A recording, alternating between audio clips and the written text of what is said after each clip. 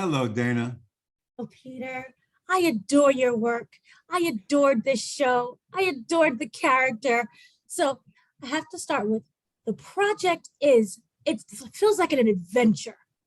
Mhm. So what was it about the script, your character, that you really dived into this? Because you're very selective about your projects. Well, it was the story itself, Mhm. you know, the plausibility of it. I found out later on that something similar actually did happen, you know. So the story got me. Also, the quality of Jonas's perspective of life, you know. In his mouth comes questions that we should all be asking ourselves. You know, whatever happened to respect? Whatever happened to humility? Whatever happened to generosity? You know, whatever happened to patience? You know, can we agree to disagree without having to feel like we've got to eliminate, you know, somebody? All of those kind of things made me want to get into this to play Right. him. Yes. Now, in the series, you play a lawyer, a maritime lawyer, where you're defending, you're in the middle of this case. And it seems it's very personal to you. Your character in Stanley Tucci has very long history and it's fractured and frayed. So, but why do you feel the character still wants to participate in this whole huge event?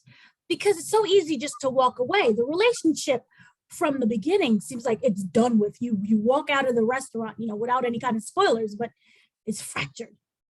Yes. Well, the issue of the case is bigger than our relationship. Mhm. You know, the issue in the case of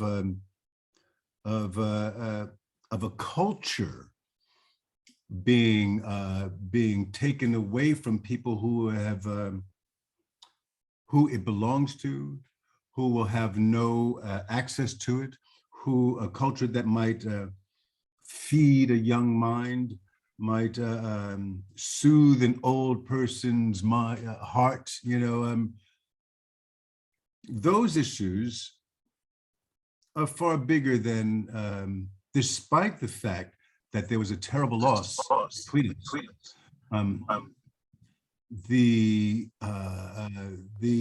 case itself is what is far more important and large. You know, so you know, with Frank and Jonas, we were kids. Yeah, we were kids. You know, trying to find following a dream until a tragic incident. But the value of that dream, the value held within that dream, didn't change for either one of us. It was both sides of the same coin, different sides of the same coin. You know, so I think that he being part of that was just grist to the mill. You know, it was. My wife says, "Let it go." You know, she says, you've been going on, but my defense is that it's not totally about him. If it had been somebody else coming to me, with that same case, I would have followed that. The only thing is that with Frank Weil being part of it, it's just up the stakes. Made me hungrier to make sure that we win it for the right reasons. Right. Wondering with Jonas, he's able to set his ego aside for the greater good. Yes. What would you say about him that he's unwilling to change? He's unwilling to change. He's unwilling to go along with the norm. He's unwilling to let go of certain values that are the fabric of our humanity. He will not let that go. I think that that's it in a nutshell. I think that that's it in a nutshell. You know, it's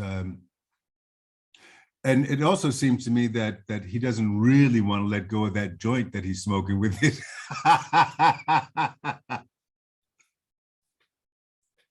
I can see. Disgusting. Oh, I.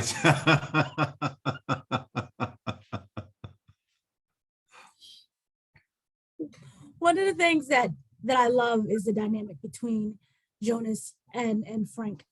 I was wondering, what was that kind of rehearsal? Was it there a rehearsal in between the time before filming, or did you guys just both dive into it and just started filming right off the bat?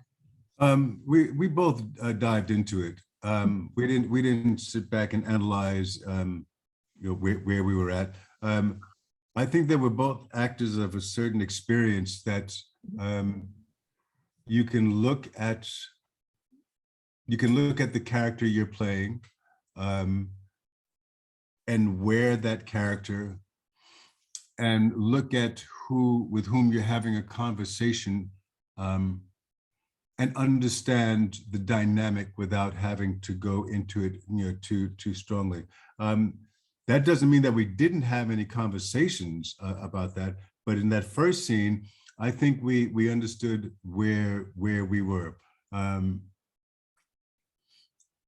and that there's also, you know, one thing that is that you cannot deny in the antagonist protagonist relationship is that you are bound to those people, whether you like it or not. You are bound to them, you know. And so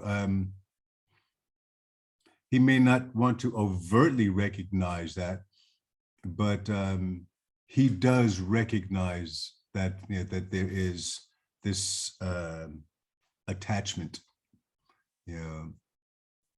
So I mean, the conversations concerning him came more with Sharon D. Clarke and myself, because she's the one that had to see inside of her husband and what was happening there, you know, and take a stand on that, you know, much more so than Jonas and Frank having to have that conversation. One of the things I was wondering, it's very beautiful. You guys are traveling in the series. You're traveling all over. Was that like, were you able to do that during the filming process? So what Yes. were some of the locations that you really just admired?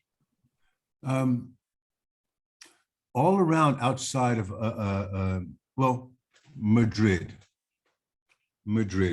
you know, contrary to what some of the news agencies were reporting, um, although we were in lockdown, people were very respectful. There were not riots, as I saw some news outlets reporting. If there was a riot, I can guarantee you that it was probably between 20 people and some policemen. But it was never hundreds of people on the street in protest. There were never thousands of people that I'd seen, none of that. So being there, everyone, as I say, was very respectful of each other. On the streets, when we first got there, there were signs that simply said, "It takes all of us." Now, you can read that any way you want, but I think the majority of people took it as saying, it takes all of us to cooperate and combat this new germ warfare that we're in, you know, as opposed to it's going to take all of us, you know. So being in and around Madrid, and my wife was with me. She showed me some lovely sites that I probably would never have bothered to go to, because when I'm working, I'm blinkered, you know. Also, we went to Zaragoza, and Zaragoza is where the all the stuff that takes place around the airfield is, you know. A huge old flat military air base, you know, and school, you know, that's it's not quite like our like West Point, you know, but still there's a grandeur and a history that's attached to it. There's lots of wonderful architecture throughout Spain. You know, they've got the history, and they've maintained some of those edifices, churches, cathedrals, you know, old oil paintings, you know, old sculptures. I mean, just lovely, just lovely. You know, a blessing to have been able to work there during that time, you know, when some of my friends were just locked in or felt they couldn't go out, you know. Yeah. Thank you so much for speaking with me. I appreciate and love this conversation. I love this series so much. Thank you. You're so welcome. January the 20th, AMC. Okay, that's all I got to say from me. I like that. Thank you so much. All right. All right.